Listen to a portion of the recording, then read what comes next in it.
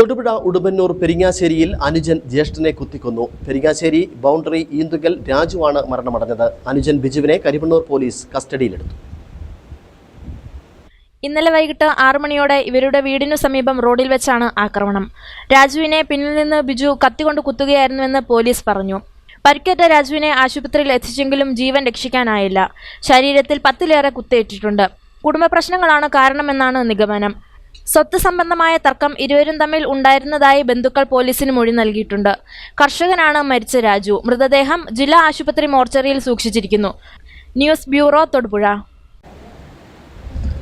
സംസ്ഥാനത്തെ പൊതുവിദ്യാലയങ്ങളിൽ 1 മുതൽ 10 വരെ ക്ലാസുകളിലേക്കുള്ള പ്രവേശനം മെയ് 2 മുതൽ ആരംഭിക്കും. 1-ാം ക്ലാസ് പ്രവേശനത്തിനുള്ള കുറഞ്ഞ പ്രായം ഈ വർഷം കൂടി 5 വയസ്സായി തുടരും. അടുത്ത അധ്യയന വർഷം മുതൽ ഇത് 6 വയസ്സ് ആയിരിക്കും. വാർഷിക പരീക്ഷയുടെ അടിസ്ഥാനത്തിലുള്ള സ്ഥാനക്കയറ്റ പട്ടിക മെയ് 2-ന് സ്കൂളുകളിൽ പ്രസിദ്ധീകരിക്കും. സംസ്ഥാനത്തെ പൊതുവിദ്യാലയങ്ങളിൽ 1 മുതൽ 10 വരെ ക്ലാസുകളിലേക്കുള്ള പ്രവേശനം മെയ് 2 മുതൽ ആരംഭിക്കും. 1-ാം ക്ലാസ് പ്രവേശനത്തിനുള്ള കുറഞ്ഞ പ്രായം ഈ വർഷം കൂടി 5 വയസ്സായി തുടരുമെന്ന് പൊതുവിദ്യാഭ്യാസ ഡയറക്ടർ അറിയിച്ചു.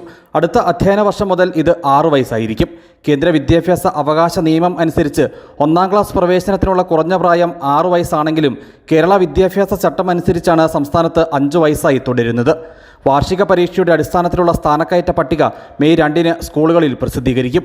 ഓരോ വിഷയത്തിനും 30% മാർക്ക് ലഭിക്കാത്തവർക്ക് ഈ മാസം അവസാനം വീണ്ടും പരീക്ഷ നടത്തി അവരെ കൂടി ഉൾപ്പെടുത്തിയാകും പട്ടിക പ്രസിദ്ധീകരിക്കുക. പ്രവേശന സമയത്ത് ഏതെങ്കിലും രേഖകൾ ഹാജരാക്കാനാവാത്ത കുട്ടികൾക്കും താൽക്കാലിക പ്രവേശനം നൽകും. ഇതര സംസ്ഥാനക്കാരായ കുട്ടികൾ ഉൾപ്പെടെ പൊതുവിദ്യാലയങ്ങളിൽ പ്രവേശനം ആഗ്രഹിക്കുന്ന എല്ലാവർക്കും അത് ഉറപ്പാക്കണം. പ്രവേശന പരീക്ഷ നടത്തരുത്. 1 മുതൽ 8 വരെ ക്ലാസ്സുകളിലെ കുട്ടികളിൽ നിന്ന് ഒരു തരത്തിലുള്ള ഫീസും ഈടാക്കരുത്. 9, 10 ക്ലാസ്സുകളിലെ കുട്ടികളിൽ നിന്ന് സർക്കാർ നിർദ്ദേശിക്കാത്ത ഫീസോ പണമോ ഈടാക്കാൻ പാടില്ല. PTA ഫണ്ടിൻ്റെ കാര്യത്തിലും ഇത് ബാധകമാണ്. News bureau, Adimali.